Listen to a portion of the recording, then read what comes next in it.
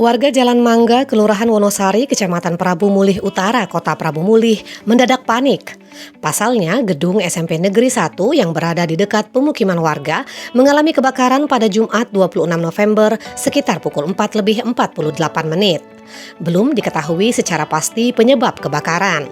Kuat dugaan api berasal dari konsleting listrik di salah satu ruangan yang ada di SMP Negeri tertua di Kota Prabu Mulih itu. Informasi yang berhasil dihimpun menyebutkan sempat terdengar suara ledakan sebelum terjadi kebakaran sekitar pukul 4:30. Tak lama berselang, kobaran api terlihat dari deretan ruang kepala sekolah, ruang guru dan ruang tata usaha yang berada di bagian depan. Ketiga ruangan tersebut ludes terbakar, dijilat si jago merah. Kobaran api dengan cepat merambat membakar seluruh ruangan yang ada di deretan paling depan itu. Warga yang mengetahui adanya peristiwa kebakaran dengan cepat menghubungi petugas kebakaran.